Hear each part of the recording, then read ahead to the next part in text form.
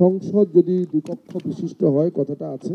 সংসদ থাকা অবস্থায় নির্বাচন করার নিয়ম বাতিল করে তত্ত্বাবধায়ক সরকার আনার বিষয়ে সব দল ঐক্যমত পোষণ করলেও কি প্রক্রিয়া বা পদ্ধতিতে প্রধান উপদেষ্টা নির্বাচন হবে তা নিয়ে একমত হতে পারেনি দলগুলো। আপনাদের বিভিন্ন অবস্থানগুলো আমরা আবার পর্যালোচনা করছি।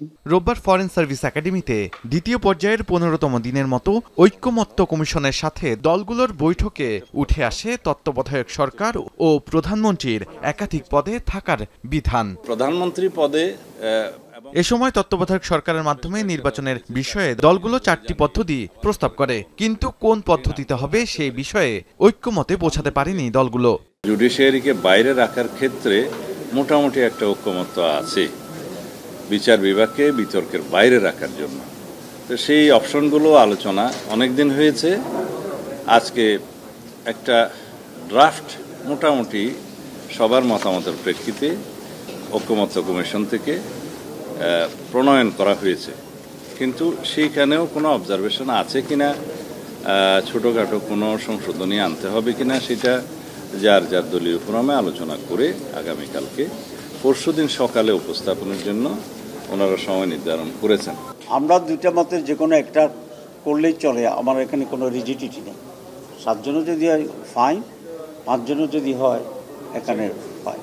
সেজন্য আমরা মনে করি 5 জন হোক 7 জন হোক, এটা ফরমেশন হচ্ছে সরকারি দল থেকে 2 জন, বিরোধী দলের 2 জন এবং তৃতীয় বিরোধী দলের 1 জন, যদি 5 জন হয়।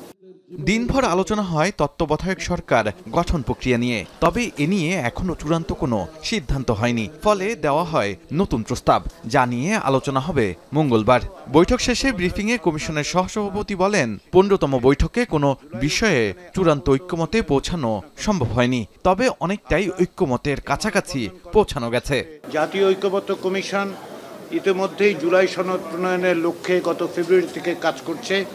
রাজনৈতিক দলগুলোর সঙ্গে প্রথম এবং দ্বিতীয় পর্যায়ের আলোচনার মধ্যে দিয়ে বেশ কিছু গুরুত্বপূর্ণ বিষয়ে ইতিমধ্যেই ঐক্যমত্য হয়েছে।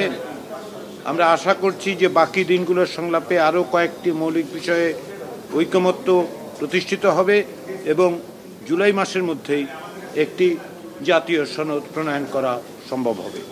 বিকেলের আলোচনায় প্রধানমন্ত্রীর একাধিক পদে থাকার বিধান নিয়ে দলীয় প্রধান ও সংসদের প্রধান আলাদা করার প্রস্তাব দেয় এনসিপি। অন্যদিকে জামায়াত ইসলাম মনে করে এক ব্যক্তি সর্বোচ্চ 2টি দায়িত্বে রাখা যেতে পারে, আর বিএনপি এ বিষয়ে দলের উপর ছেড়ে দেওয়ার পক্ষে মত দেন। দলীয় প্রধানমন্ত্রী হতে পারবেন কিনা এই ক্ষেত্রে কিছু বিতর্ক হচ্ছে। তা আমাদের দলের অবস্থান, আমরা যৌক্তিকভাবে লিখিত প্রস্তাবও আগে জমা দিয়েছিলাম আমাদের দলের পক্ষ থেকে। যারা মেজরিটি পার্টি হয় পার্লামেন্টে অথবা জোট হয়, তারা পার্লামেন্টারি পার্টি ফর্ম করে তারা ডিসাইড করে কোন ব্যক্তি প্রধানমন্ত্রী হবেন।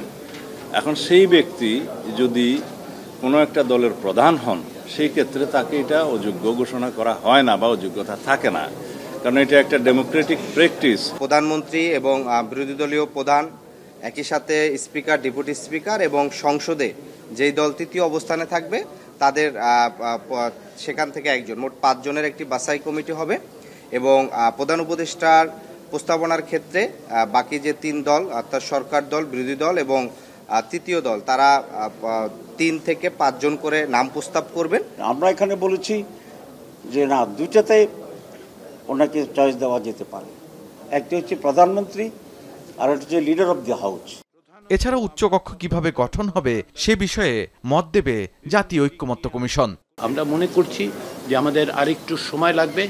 আমরা আগামী 2-1 দিনের মধ্যে আরও আলোচনা করে উচ্চকক্ষ বিষয়ে একটা সিদ্ধান্ত কমিশনের পক্ষ থেকে দিতে পারব, ফলে যাতে করে আমরা সকলকে সাথে নিয়ে একটা জায়গায় আসতে পারি, আমরা সেই চেষ্টাটা করছি।